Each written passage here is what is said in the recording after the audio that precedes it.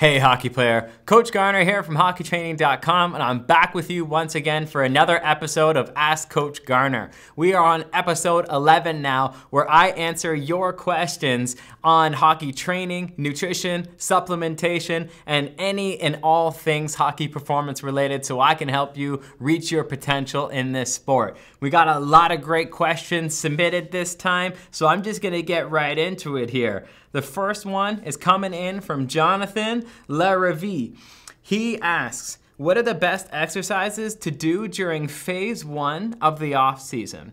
I think that's a great question, but the exercises that you perform actually begin before phase 1. So the immediate post-season area, you want to introduce something known as an active recovery phase during this time, but I actually call it a regeneration phase because I do a lot of hockey-specific things for hockey players during this 1 to 2 week window before phase 1, but after the hockey season, to help them recover faster from the season, but to also get rid of a lot of the common issues that a long competitive season hockey creates, such as ankle instability, tightness in the hips, tightness in the shoulders, imbalances from the left side of the body to the right side of the body, but also the lower body to the upper body. There's a lot of things that need to be corrected. So instead of just looking at exercises, I would more want you to think about regeneration workouts that you can perform, that you're gonna find right here on this YouTube channel and coming soon, since it's about that time. But for now, it's really important to perform things like step-ups and Bulgarian split squats and heels elevated prisoner squats. You want to perform mobility movements like scorpion kicks. You want to be able to perform these things and target these areas that I'm talking about. All right? So, hope I answered your question effectively there. Next question comes from Matthew Dabrowski. Matthew Dabrowski asks, when I shoot at home, my shot is really good and I try to step into it to make a game-like situation. But when I go on ice, my shot isn't nearly as good. What can I do? This is a pretty common problem, right? We do something in the gym, we want an exact transfer out in the ice. We do something at home, we want an exact transfer out in the ice. And the problem is, unless it perfectly mimics an on-ice situation, you're not always gonna get a 100% transfer rate from the exercise that you're doing to an in-game setting. I really think that at-home shooting is primarily about improving shot power and improving shot accuracy. But when you start stringing movements together is when you start losing some of the transfer that you might expect from your at-home workout to your on ice. Why? Because you're not actually on skates, you're not actually skating. The hip mechanics are different, the ankle mechanics are different, the entire movement's very different when you're taking a step into it and then shooting than in comparison to if you're doing it while you're skating and then shooting. So at home, I think it's important to work on shot power and shot accuracy and to continue to do your stepping into it shots. That's great. But what would be a better combination is to focus on that a little bit more at practice when you have on ice time. You're gonna get the maximum transfer from stepping into it and shooting when you're on ice. That's what's gonna transfer best to a game setting. So go as hard as you can in practice. Every single drill, treat it like you're at home doing your training to become a better hockey player.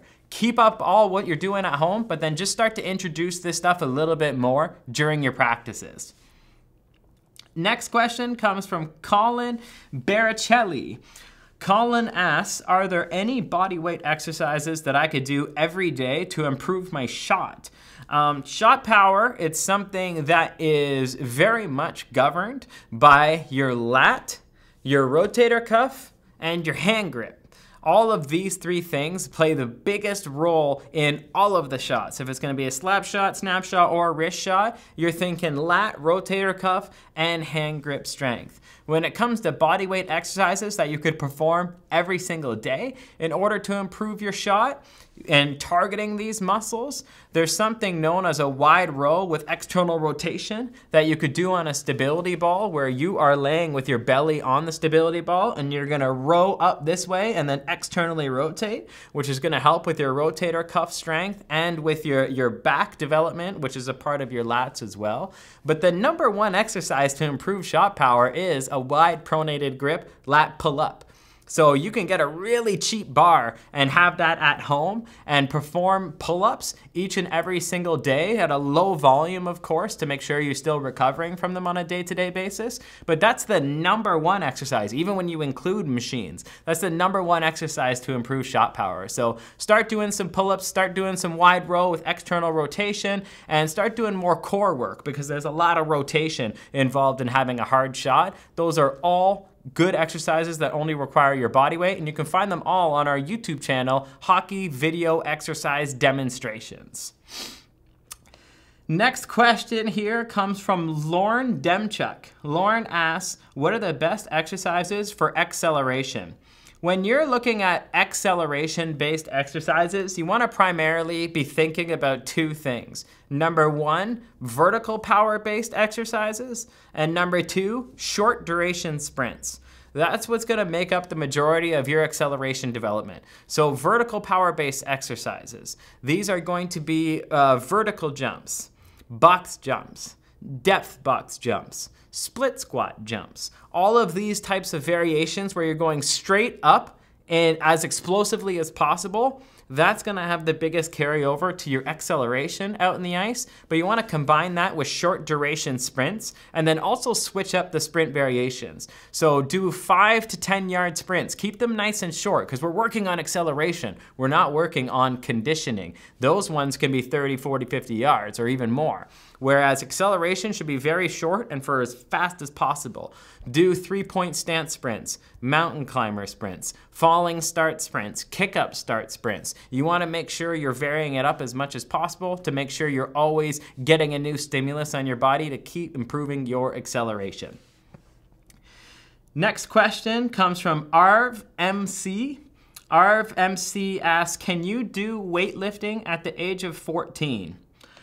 Although you can do weightlifting at the age of 14, I don't really recommend it until you're 15 or older. And it's because I think a lot of people undervalue how difficult, well-designed, hockey-specific bodyweight training programs are. They are incredibly difficult, even for the adults. And I really like an athlete to have a minimum of 3 years of bodyweight-only training underneath their belt before they end up doing a lot more weightlifting in the gym.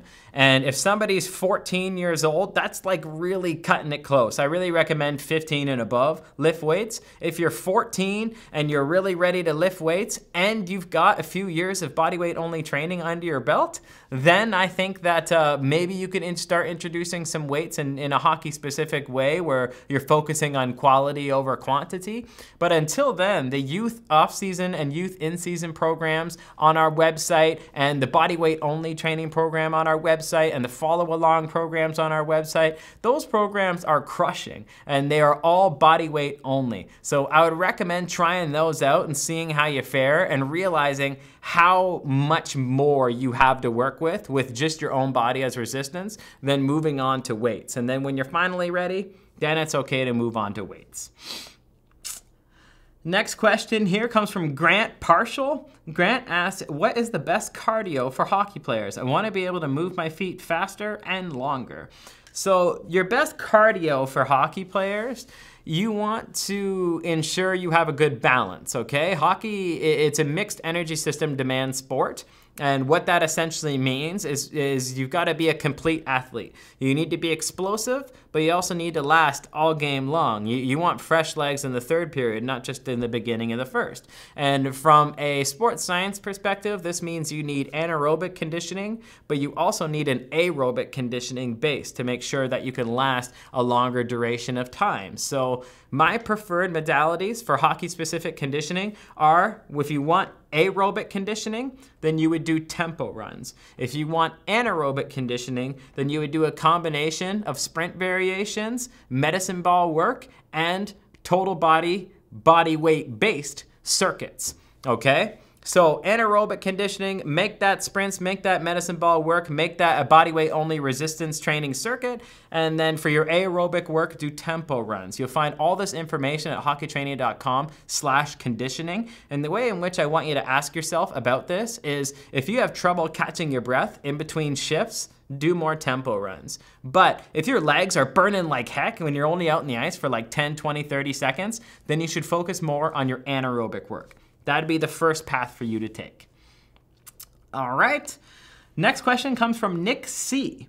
Nick C asks, is cycling a good activity to increase conditioning for hockey players?